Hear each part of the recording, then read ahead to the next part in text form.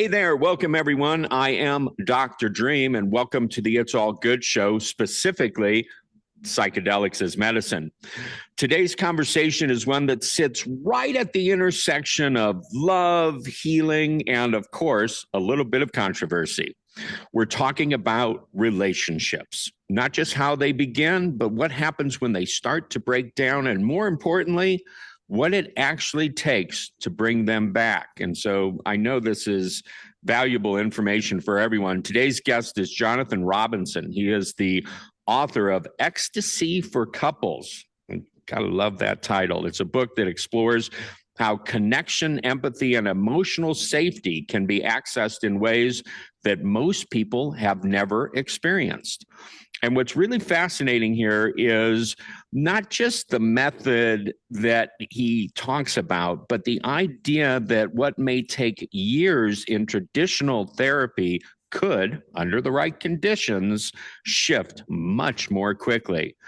So this is going to be a powerful conversation. It's about love, communication, healing, and what's really possible between two people. I'd be remiss if I didn't give you a little bit more background on Jonathan. He is the host of a podcast show, Awareness Explorers. I suggest you check that out. He is a former psychotherapist, best-selling author of 16 books. And this is most impressive for me. He's one of the earliest pioneers of MDMA-assisted therapy. He has, since conducting groundbreaking research on MDMA in 1984, he has guided hundreds of individuals and couples through structured MDMA-supported experiences to heal trauma, reduce anxiety, and create deeper connection. Jonathan, welcome to Psychedelics as Medicine. I'm so glad you're able to join us today. Me too, Dr. Dream. I'm looking forward to this.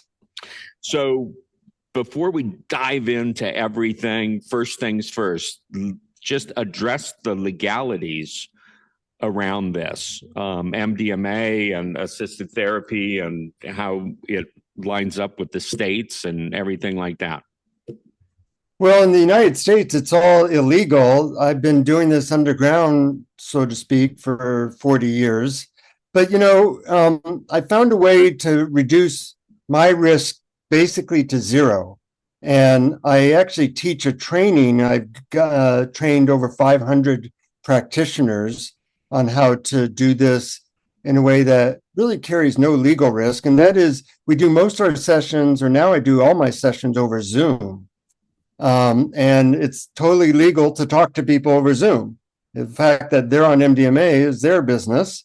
So there's really no legal risk. And by doing that, we've been able to make it more convenient for people, have a way of making it very safe that way. And also, besides reducing legal risk, I can also reduce the price to something that almost anybody can afford.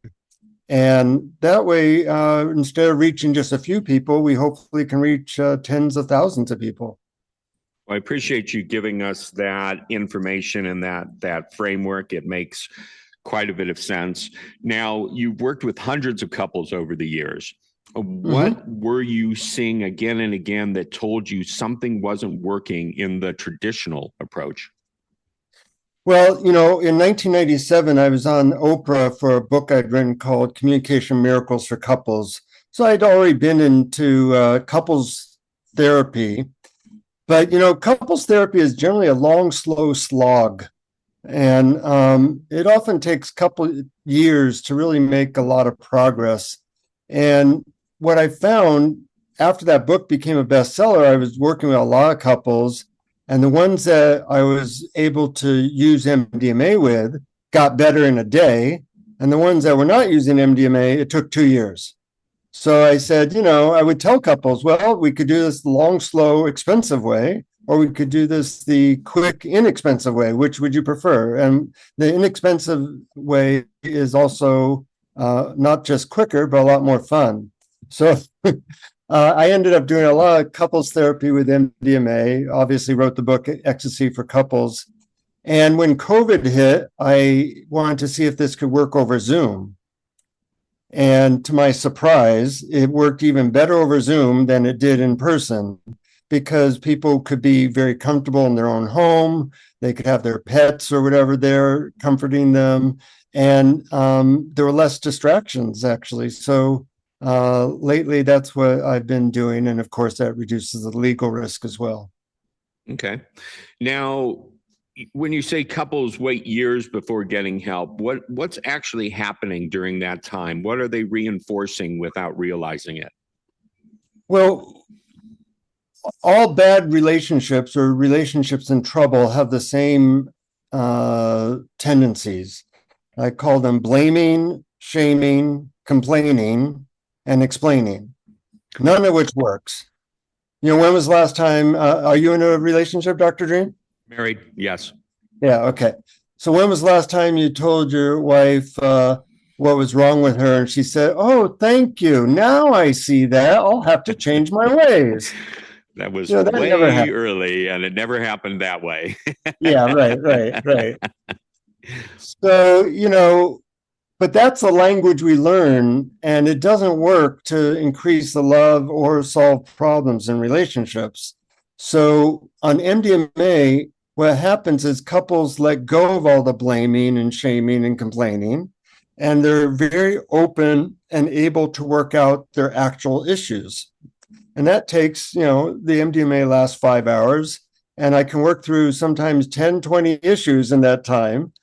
And then a week later, when I do an integration session, they've come to very simple and practical ways to deal with the stuff that comes up in relationships, money problems, sexual problems, parenting issues, all the normal things that normally take years to work out. They can pretty much be worked out in a day with then a couple of extra integration sessions where they're not on the medicine, but they're just working through that stuff. Now, I said at the beginning that this is something near and dear to my heart. Stephanie and I, my wife and I, have been together for coming up on 10 years. Our relationship was, I don't want to say it was completely rooted in psychedelics, but it was kind of completely rooted in psychedelics. Not quite, but almost. And to that point, these days, we have one night a week that we call our psychedelic date night. And you can't see because the background and everything, but we're in a 36 by 78 foot building with 24-foot ceilings. We set up this sacred, safe space, choose a particular medicine, and journey with it. And what we have found is that it's incredibly powerful for us. It's not always MDMA. It's we have an amazing psychedelic toolbox that we get to choose from. But what we have found is that it cuts away all the stuff, and we get back to remembering what it's always been for us since the very beginning. And it's a powerful experience. So the people that you're working with, are they already well versed in MDMA? Is it new for some of them? Where do they fall on that spectrum? I'd say half of them have never taken MDMA and half had taken it. And maybe half the couples are trying to figure out if they should stay together or not. And then the other half are more doing it to heal or work through issues or enhance their relationship. So I get all kinds working with a lot of people. And, as you know, Dr. Dream, MDMA is really different than all the other psychedelics. I wouldn't dare do any facilitation with the other psychedelics on Zoom. But of the 700 sessions I've done on MDMA, nobody's had a bad experience. It's just a very gentle medicine. I share a story, actually, which is pretty funny, about my parents taking it. They were wondering why I was working so much with this illegal drug. And I said, well, it's really incredible medicine. You should try it sometime. And, they were a little conservative, but they said, okay, we trust you. We'll try it. So I give them a couple of hits of it and told them how to take it, good set and setting. A year later, I asked them if they'd taken it. And they said, oh, yeah, we took it, a couple months back. And I said, well, what happened? And they said, well, we waited like 20 minutes and nothing happened. So I guess it didn't work. Well, you might know it takes about 40 minutes for MDMA to take effect. So I said, well, what happened after the 20 minutes? And they said, well, we didn't have anything planned for that evening. So we just sat on the couch. And then their eyes kind of lit up and they said, and, a funny thing happened. We ended up having the best night of our entire marriage. We ended up talking about how much we loved each other and how grateful we were for you and the kids. And then we'd had some arguments the previous week when we worked all that out really quickly. And then we cuddled. It ended up being the most wonderful evening. The only disappointment was that the drug never took effect. So I'm laughing this whole time.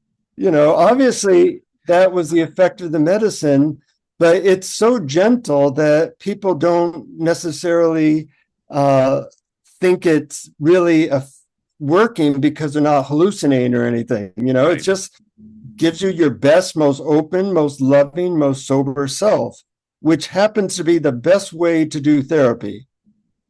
That's fabulous. Now, give us an idea of what it's like. We sign up, we've got issues going on. We find you somehow through the interwebs and we sign up for a session with you. Tell us, share with us how it advances. I'll give you, sure. So people, learn from me by my website or my book or podcasts, and they email me and we set up a 1 hour, what I call discovery call, where whether it be an individual or a couple, and, we talk about whether they've ever taken MDMA before, what they want to work on, what does success look like? If you had your dream of this is a breakthrough, what would it look like? What would be different? People come to me for PTSD or anxiety or couple issues, whatever. And I get all that information. I answer all the questions. And then they decide if they want to go forward with the journey. Almost everybody does at that point.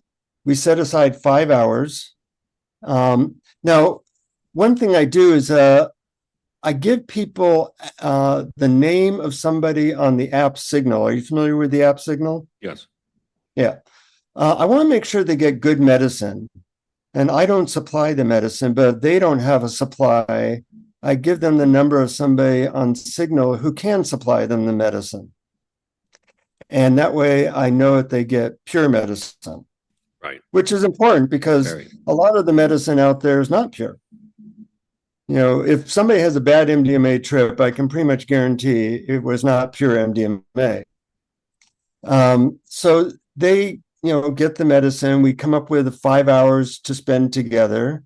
And once they're on Zoom with me and on the MDMA, it's like the best 5 hour therapy session you can imagine, because I'm using various interventions to either help the couple understand each other and work through problems, or help the individual work through their trauma or anxiety or depression or whatever it is.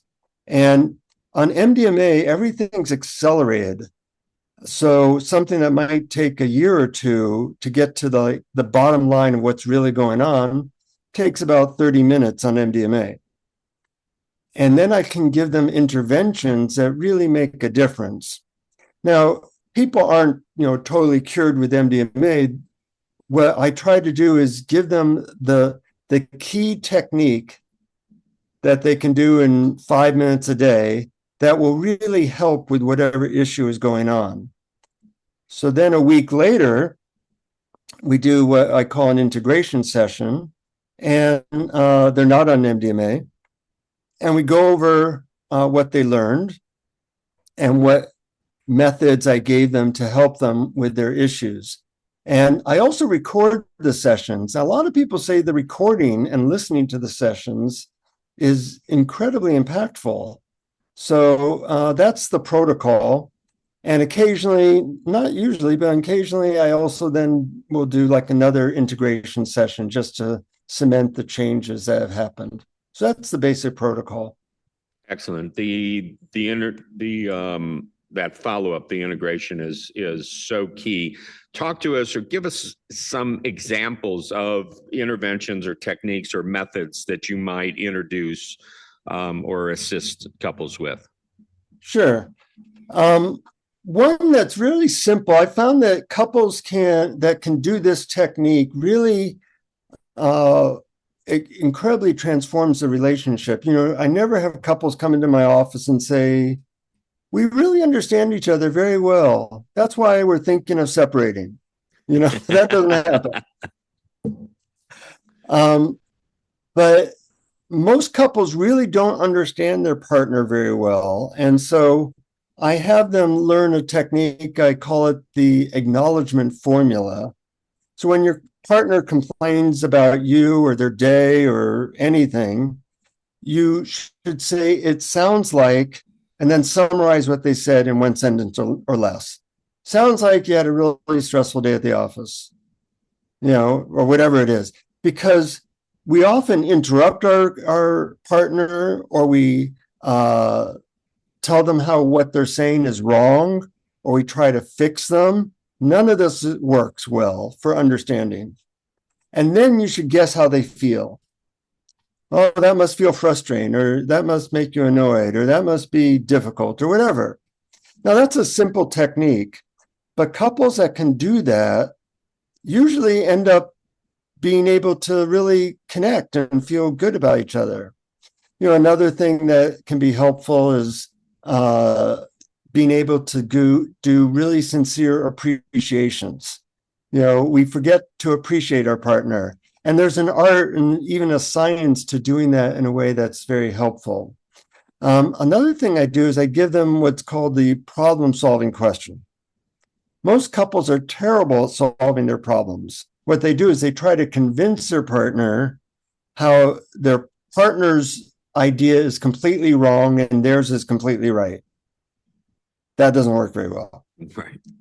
So I have what I call the problem-solving question. And the question is, considering both our needs here, what are a couple ideas you have that might work for both of us? And learning how to use that question to solve issues ranging from sex, money, drugs, parenting, health, all those things that you really need to bring your rational mind into solving problems rather than what could be called your emotional triggered mind. So those are three simple examples. But being that I've worked with a lot of couples, I kind of try to choose the right tool or right medicine for what that particular couple needs. Oh, here's another one that's really simple that I can give out and people can use right away. Couples that argue, you don't go from 0 to 100 immediately in an argument. It kind of builds. So anytime you're starting to feel a little tense and you're moving towards a disagreement, it's not going well, either person can say the words yellow light. And there's an agreement that if you say yellow light, you have to take 2 minutes and both of you be quiet. And it's kind of like a rebooting of the computer. So you don't go into the insults and the all the things that can lead to a heated argument. Okay, I appreciate those having you share all that with us. Now, 5 hours do most of the sessions actually last 5 hours? It just seems like a long time. 5 hours sounds like a long time. Actually, it's 5 hours. It's fairly long. But does that catch people off guard? Like, hey, you're going to be in this accentuated state of feeling and everything, openness, and I'm going to be there with you for 5 hours. Are most of your sessions actually 5 hours? Well, they range between 4.5 and 5 hours. Wow. But what I could say is that for the couples, I thought, being on Zoom for 4.5, 5 hours, that might be really hard. Nobody's had any problem whatsoever being on Zoom for 4.5, 5 hours on MDMA. The challenge is really for me, who's not on MDMA, to stay focused. But it's so riveting what's going on. It's so honest. It's so vulnerable. The best way I could describe it is like sacred. When you bring two people who are having difficulties and you bring them back into love and honesty and vulnerability, it's the most riveting thing possible. It's like a James Bond movie, but better, you know. So that's how I can do it. I'm normally not able to focus for 5 hours, but in these sessions I do really well, and the individuals or couples have no problem whatsoever. Now, I would imagine that there is an incredibly high percentage of people that go through this process with you and are able to shift the energies and reach the goal. Is there a percentage of people that go through the process, the heart opening, the expansion and everything else, and then very lovingly still decide maybe we're not right for each other? Absolutely. I would say probably about 15% Okay. do that. And but I feel that those sessions are a success because if people can separate without blame and without animosity, just because they realize, we're going in different directions now, and with love, say let's move forward with our lives in a way that feels good to both of us. That's a success to me, even though they are separating as a result. Rather than spend the next 5 years at each other's throats and hurting each other, they can usually do that with a sense of love and goodwill. Okay, that's excellent to hear. I really appreciate that honesty from you of exactly how that works, and it makes a lot of sense.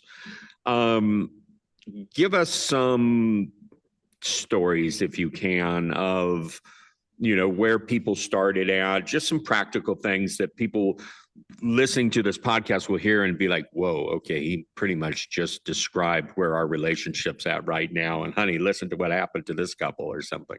Yeah. Well, I'll use a personal example. My wife and I, we've been married 25 years. We probably would not be married if it weren't for an MDMA session we did 10 years ago. And this one was particularly interesting because, well, I'll tell you why. Out of nowhere, 10 years ago, my wife started being really upset at me for pretty much everything, for how I closed the door, for how I turned on the lights, for how I walked through the house. And this was not normal and was very disturbing for me. And it was even disturbing for my wife. She was just angry all the time. This went on for 3 months. And, I was thinking, what do we do? And so I hired the best therapist I knew to live with us for 3 days to figure it out. Whoa. It costs a lot of money, but the alternative was divorce. So he comes in, and after 2 days of working with us, he says, I don't have any idea what's going on. You're communicating clearly, Jonathan. There's just, she's upset all the time. And he said, I think you guys should take MDMA. I'll facilitate that session with you. So we take MDMA, and it comes out that my wife's aunt had died 3.5 months earlier, and she was very close to this aunt, and she had not taken the time to visit her in her dying days, and she was incredibly upset at herself for not taking that opportunity. And she, upon recognizing this, just got into a lot of self-hatred, really, and the therapist worked her through a forgiveness process while I held her. She cried for like an hour. And, then we cuddled. And when this session was done, all her anger at me was over. Now, what's interesting about that is none of us knew that this was the root of the problem. But the MDMA somehow brought it out. And I sometimes see that, people think, why was there infidelity? I have to deal with that a fair amount. And, we see that there's a deeper thing going on that the MDMA, in its wisdom, kind of brings to the surface. And therefore, we're really not just dealing with a symptom, we're dealing with the cause of a problem. And that feels really good. And that's an example with my wife and I. But a common thing, probably half the couples I see are not having sex.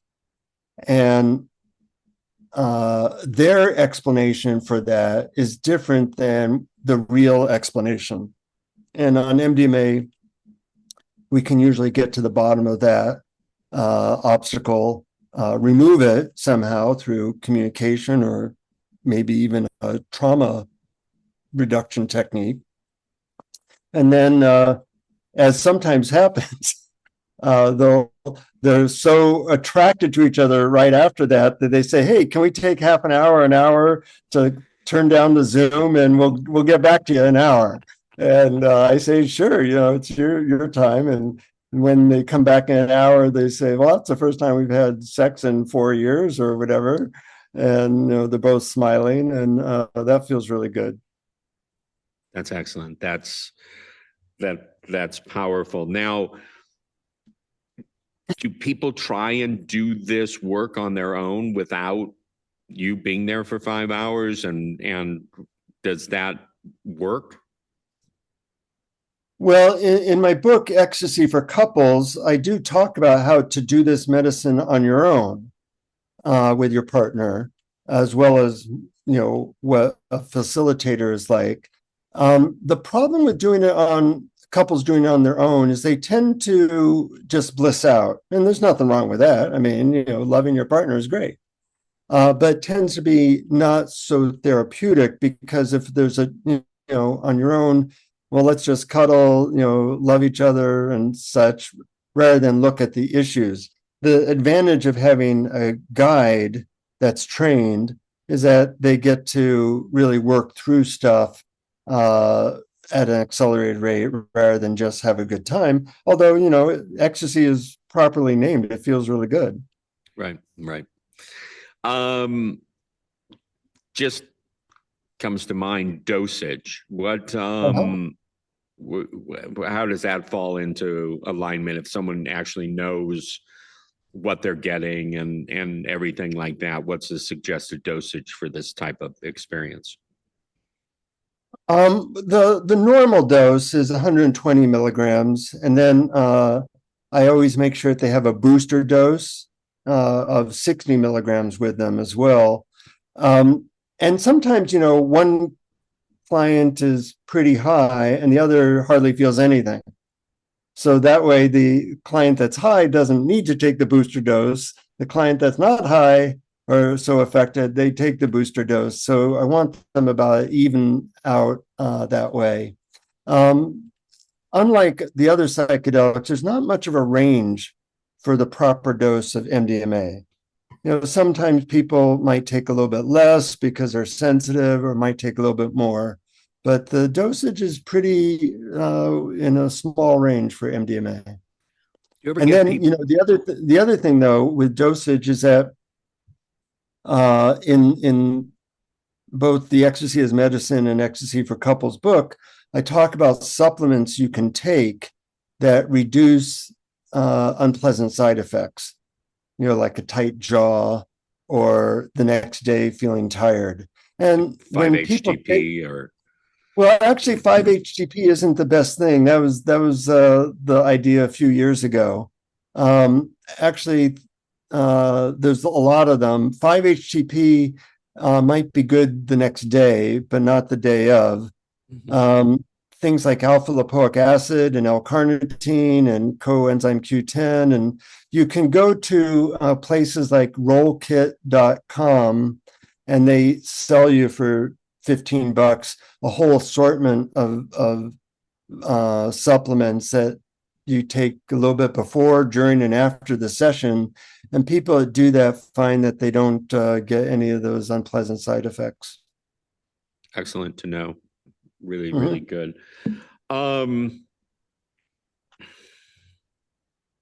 So it's all fascinating to me, and I as I say, I don't know what my wife and I would do without the psychedelic date night each week. The work I do, one-on-one work with people as a talk therapist and just healing practitioner, can get very heavy. Yeah. And I smoked cannabis for every day for 45 years. And then it was like, all right, that's kind of played itself out. And we don't drink and we don't do anything else, along those lines of stimulants like that. And so I find that for us, that psychedelic date night really just allows us to release everything and be very, very, very present. I think it's exciting, the work that you do. And, after years of experiences with MDMA spread out through time and everything like that, I think it's incredibly powerful. I do want to ask you, I can't remember if it was where my wife came up with it, but she read it somewhere that MDMA is one that you should maybe only do once every couple or few months. It's not something very regular or, even monthly. Where do you stand on that? Well, there's my personal standing, and then there's the research. In general, it takes about 10 to 12 days to replenish the serotonin in the brain that MDMA kind of dumps all at once. So you definitely don't want to take it within 2 weeks, if for any reason, really. Um, what the research shows and what I found is that people who take it, a lot, like, once or twice a month, it stops working so well for them that they build up a tolerance. So I've found that when people do it 3 or 4 times a year, that doesn't seem to happen. So I tend to suggest to people not to take it more than 3 or 4 times a year for that reason. And also, I think it can be so profound, that yeah, it's cool to take these things and have a good time, especially connecting in love with the partner is great. But it can, bring a lot of insights up, and those take time to integrate into life. So, my wife and I, we like to do it like once a year, just to clear out any cobwebs and things like that. I also do it on my own once or twice a year, just to clear out my own cobwebs, and that way I feel like I'm keeping it sacred, rather than just, other drugs I think lend themselves better to, let's just, have a good time, let's take some psilocybin and have a good time together. But I think this as being the one drug that is so potentially powerful for therapy that I want to keep it in a slightly different category. So prior to MDMA being really focused on in therapy and things like that, it was a major substance in the rave culture, and just music in general, where people were not so conscious Yeah. about the use and everything like that. And we saw a lot of pitfalls of people getting addicted to it, addicted to that feeling, doing it quite often, Mm-hmm. and everything. So it's good for us in this podcast to put that out there, about 3 times a year and stuff like that. I want to ask you, you mentioned that you do it on your own a couple of times a year. What's that journey like for you, and how do you move through that as you having the experience? Well, you might know Dr. Dream. I have several books written about spirituality. I have a podcast where I interview spiritual leaders. I've interviewed everybody from Mother Teresa to the Dalai Lama. So that's been an important part. And the way I describe my shorthand definition of spirituality is your access to peace, love, and joy. So we live in a crazy world now, incredibly stressful, and a lot of distractions. So the question becomes, how can we get better at tuning into peace, love, and joy within ourselves? And I think we need to, I meditate every day, and I try to get back there. Often when I take MDMA, it's like a mini spiritual quest where I get clarity as to what I need to do to remove the obstacles to peace, love, and joy, and get better at opening to it. MDMA can be kind of like a workout at the gym. At the gym, you work out muscles to get stronger. MDMA kind of increases or gives you access to what could be called your love and peace muscle. And from that, I get little subtleties of how I can get better at treating people better, at opening up to that feeling of love. We've heard the kingdom of heaven and is within us. It's just, where's the key? And sometimes where's the door? Yeah, where's the door? Exactly. And you just need to know, get reminded of where it is.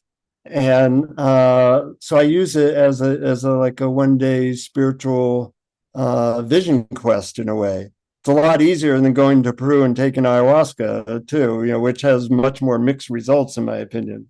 Have you done that? I've done everything, Dr. Dream, but good answer. Actually, somebody once mentioned a drug which I hadn't taken. I go, I'll have to try that.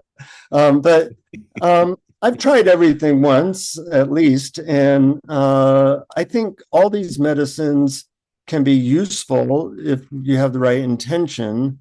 But I do think some medicines are better for certain intentions than others. And I've seen that with like ayahuasca, that 25% of people have really challenging experiences. So that's something you got to take into account as well. I went down to Peru years ago to have the ayahuasca experience. It was fascinating, loved it. My wife is quite a bit younger than me, and she is very interested in doing it. And I'm part of me's like, it's the discomfort level and everything. I don't know, but so it's on the list of places to go. I don't want to do it in the States. I said, if we're going to do it, we'll go, down to Peru, and we know some good shamans there and everything along those lines. But yeah, that's a thing.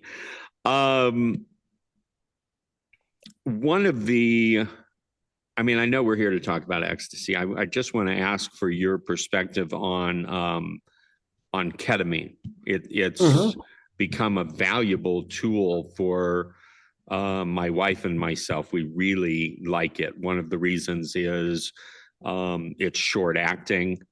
So we don't have to put aside hours and hours and hours. It is the side effects seem to be not creating no discomfort for us and things like that. What's your take on ketamine? It's also one that's made its way into therapies and everything. Yeah, and it's not illegal. That helps. I actually do occasional low dose ketamine therapy over Zoom, and sometimes I have people mix a little bit of ketamine with MDMA, which is called kitty flipping, and that can be useful at times. So I think it has its place. I think it has, low dose ketamine is very different than high dose ketamine, first of all. So unfortunately, they both have the same name, but they're very different, if you're taking a little bit versus a lot. And people react differently to most of these drugs. One of the things I like about MDMA is that pretty much everybody has a very similar experience. You can count on it's going to be heart opening. It's going to be people are going to be more open and vulnerable. With ketamine, less than say ayahuasca, where you really don't know what's going to happen. But people have very different experiences on ketamine, so you have to take that into account. For some people, like you and your wife, it's can be great. For other people, they just don't like it. And but I have found it to be quite useful at low doses for people who suffer from anxiety. Okay. Now, what you're doing is incredible work for those of us that are tapped in and aware, and it's becoming more acceptable, but there's still a fair amount of controversy surrounding all of this. What have you run into? How do you deal with it? I mean, do you think it's just a matter of time for it to shift, or what's your perspective on all that?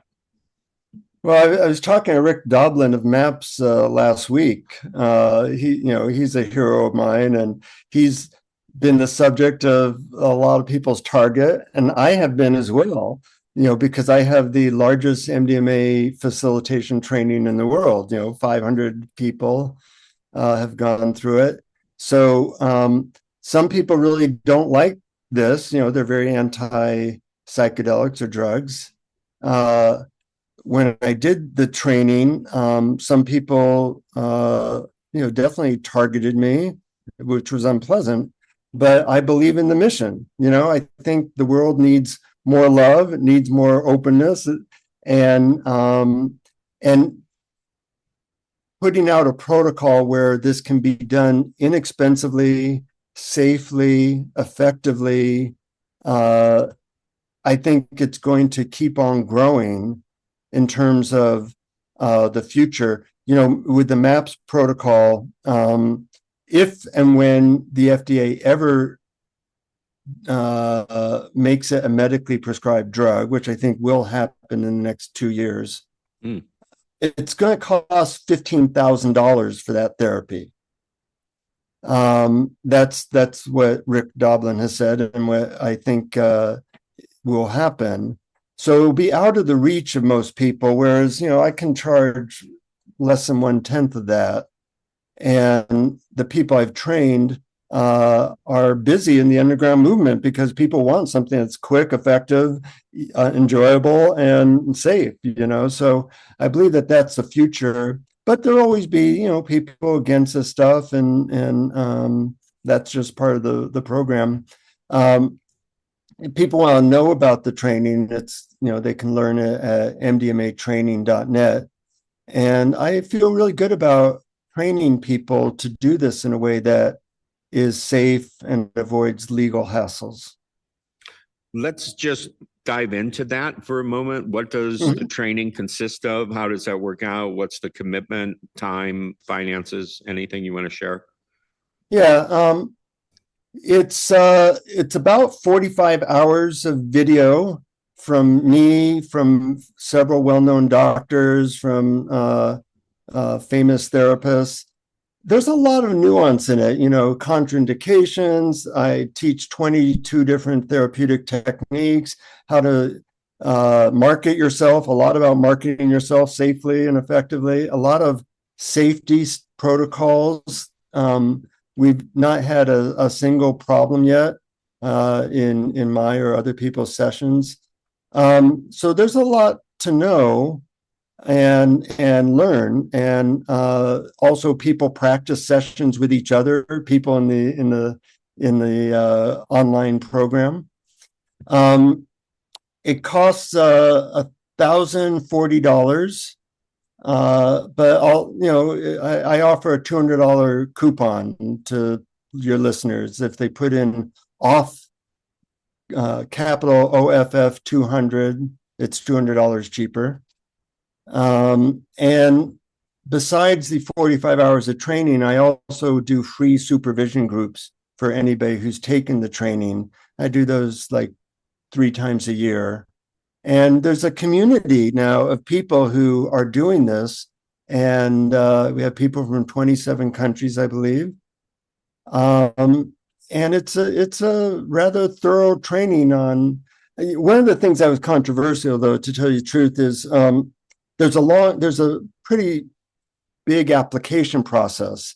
But unlike the other MDMA facilitating trainings around the world, I didn't require that somebody be a licensed therapist.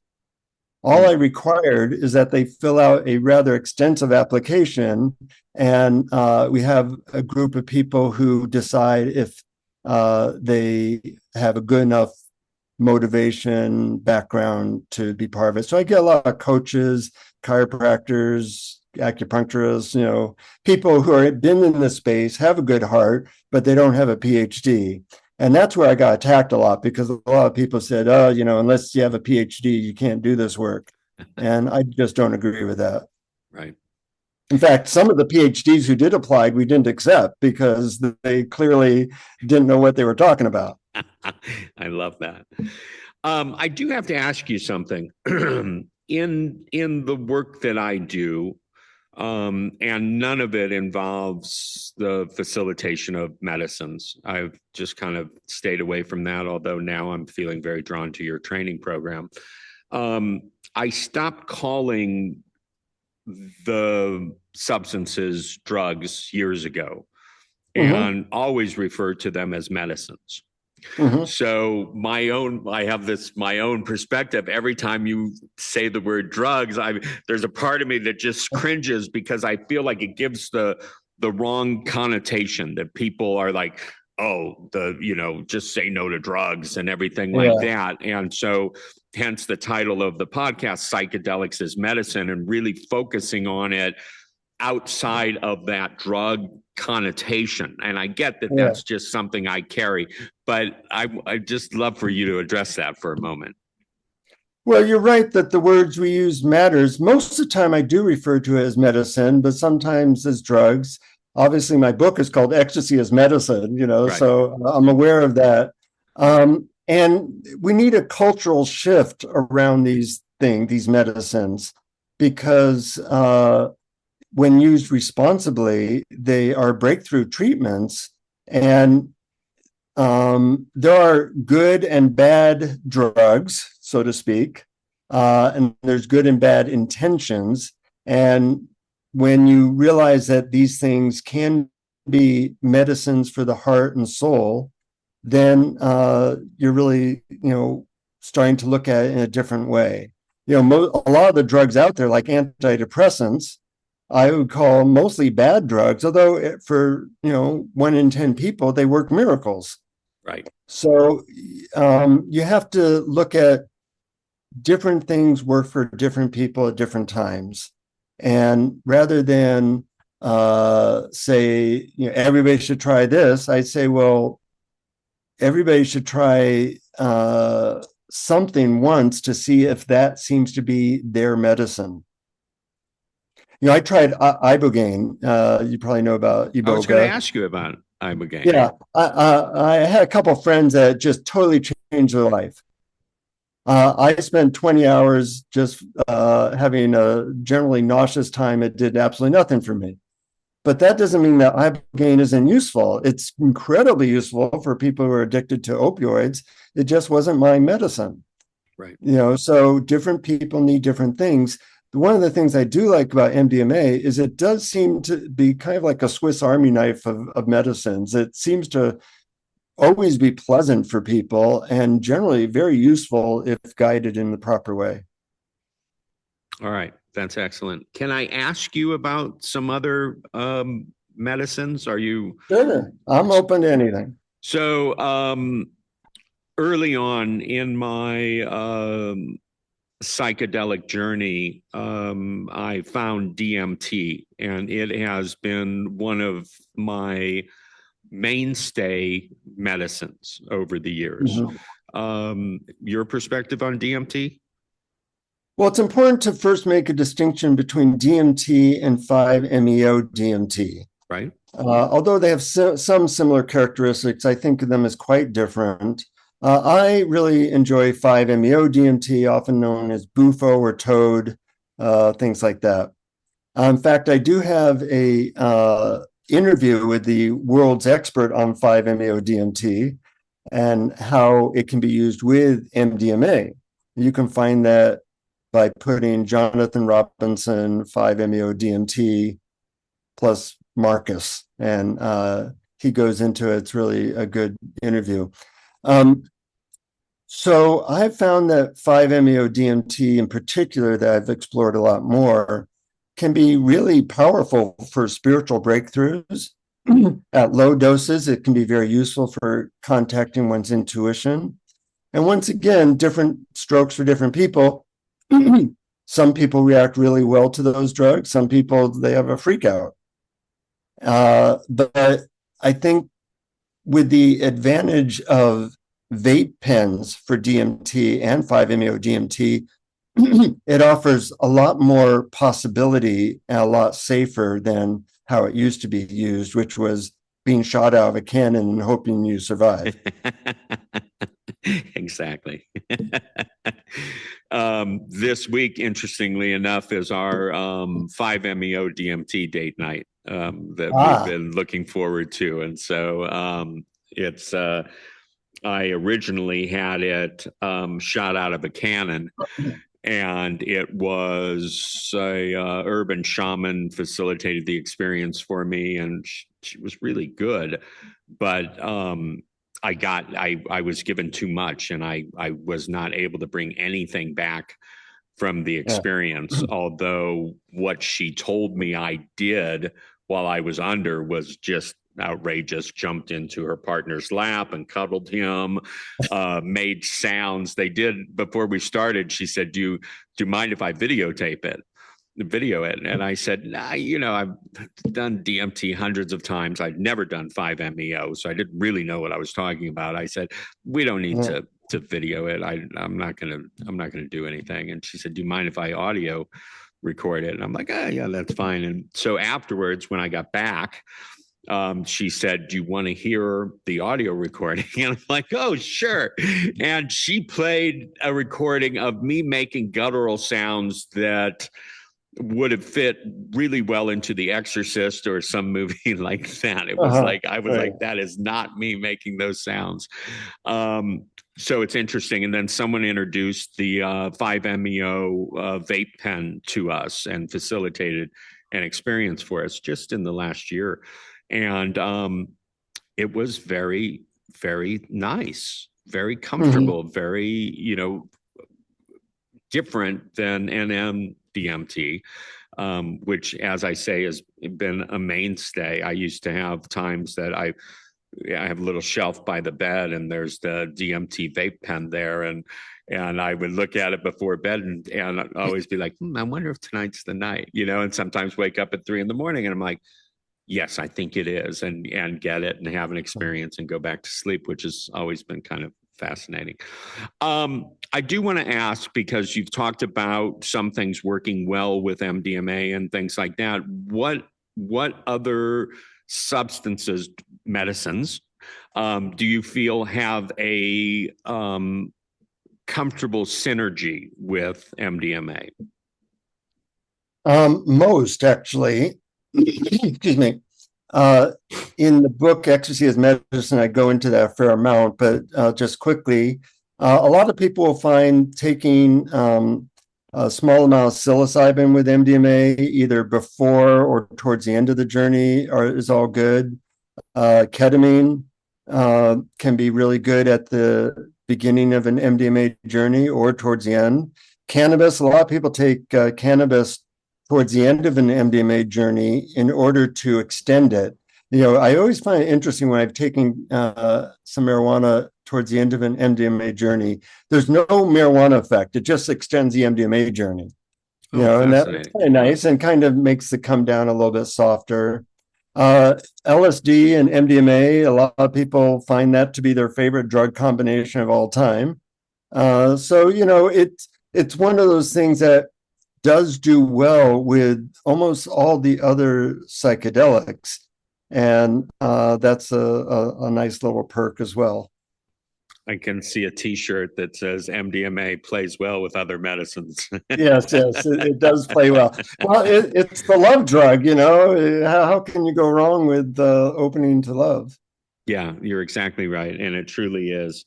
Um, we've covered a lot of great territory here. I am so appreciative of you and the work you do and your perspective. I will be looking into the possibility of putting in an application if I would be accepted to the training program. I just, as you were talking about it, felt really drawn to it. So that was interesting for me. Is there anything we didn't touch on? I mean, you talk about this all the time, and I'm first time having this discussion with you. I don't want to leave anything out that you feel is important. So give you a space here to address anything. Well, the only thing that comes to mind is that although MDMA is incredibly useful, it shouldn't be used for people who are currently on antidepressants. And that's the main contraindication because they work on the same neural pathways and they basically cancel each other out. So you can take a bunch of MDMA and not notice anything because the antidepressant kind of works against it. So that's the main issue. I do encourage people, if they have access to MDMA, to test it for fentanyl. That's very, very rare. But at dancesafe.org, you can get fentanyl test strips for $2. You know, fentanyl's a terrible tragedy we have going on in America, and you want to make sure that you're not doing anything dangerous. So that's one thing I would say. But you know, if you're interested in moving through your issues or your couples issues quicker, find a good facilitator.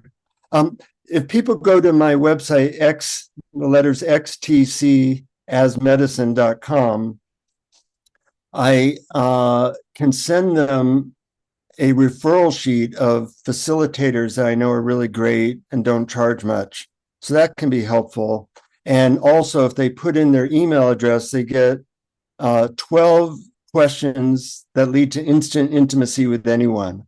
And that's really good because nowadays we need this sense of connecting with each other more than anything. And these questions or an MDMA trip can really help move in that direction. I really love the free downloads that you offer on your site. Let's just address, where can people get your books? Well, Amazon is always easy, and Okay. so I suggest there. Ecstasy is couples, ecstasy is for ecstasy for couples, ecstasy is medicine, and you know, it's worth exploring this. This is, I think, the best medicine for the age that we live in, for what is needed now in the world. And I feel honored that I get to share this stuff. Well, Jonathan, I want to thank you very much. I'm hoping one day there's a symposium or some sort of gathering that you're at and I'm at, so I can meet you and give you a hug in person That sounds good. and have a deeper conversation. I want to thank you for being here on Psychedelics as Medicine, and look forward to the next time we have an interaction together. Thank you so much. Thank you, Dr. Dream.